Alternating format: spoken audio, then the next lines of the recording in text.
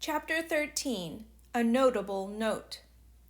I didn't notice it right off because I had gotten used to not getting any notes.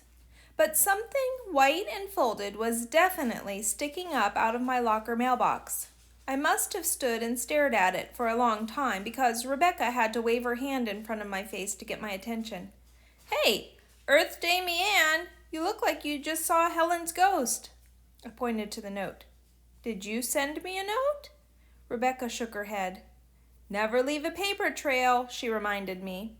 Then a horrible thought struck her and she turned on Danny. "You didn't send her a note, did you?" Danny took a step back.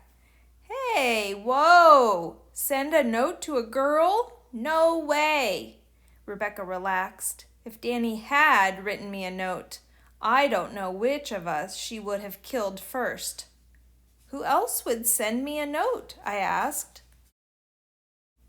"Well, I know a good way to find out," Danny said.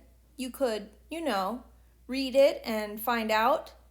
I pulled out the note and unfolded it. It was a piece of notebook paper torn out of a spiral notebook with pink loopy handwriting on it. "AA. Danny said you have the Egypt game. Can I read it? Signed, Jana." "It's from Jana Park," I said. "She wants to borrow the Egypt game." "Oh, yeah, I told her you had a copy," Danny said. My heart skipped a beat. Jana Park had written me a note. Jana Park had written me a note and called me AA. No one had ever called me AA before. I liked it. Jana was one of the girls who was always following Danny around, like Rebecca. Jana probably liked Danny's hair as much as he did. I was surprised he'd even mentioned the Egypt game to her, since he'd only heard me talking to Rebecca about it on the bus. But I was excited that someone else wanted to read it. Good books shouldn't be hidden away. They should be read by as many people as many times as possible. I wrote a note back to Jana and stuck it in her locker before going back into class. "Jana, sure, I'll bring it tomorrow. Signed, AA." Jana came to my locker the next day after lunch. I passed her the Egypt game in secret like we were in a spy movie. "Thanks," she said.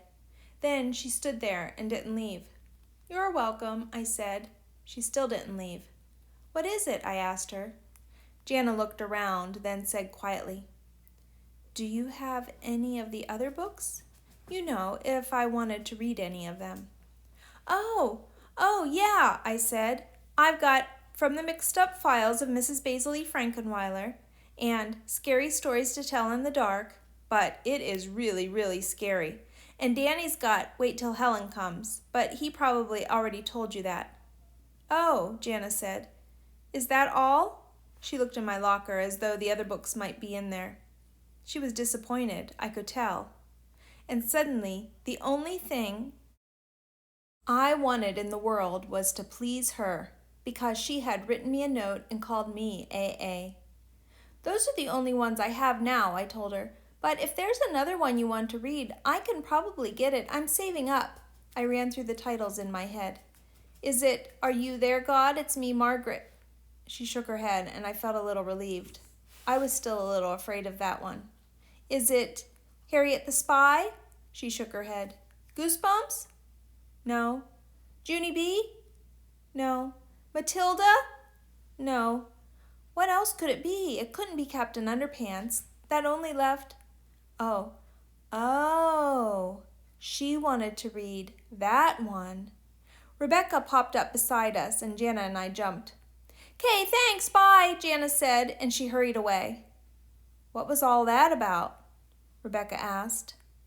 "Jana borrowed the Egypt game from me, but I think she wants to read a different one of the banned books instead." "Which one?" I whispered. "The sex book.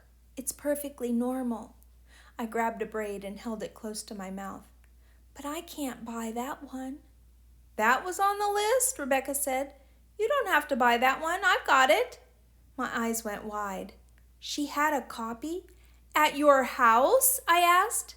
"Yeah," she said. She acted like it was no big thing. "My mom gave it to me. I think that way I couldn't sue her one day for not telling me everything before I needed to know it. Have you read it? I whispered. Rebecca leaned in breathlessly. Some parts. I wanted to ask her which parts and what it said, but I was too embarrassed. I jumped as Mr. Vaughn called us into class down the hall. Will you bring it? I asked her as we ran to class. Rebecca stopped at the door.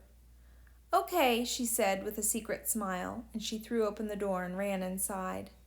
With Rebecca's book and Danny's book and my books, I could have almost half the books Mrs. Spencer banned from the library sitting in my locker by tomorrow, where anybody could read them, not just me.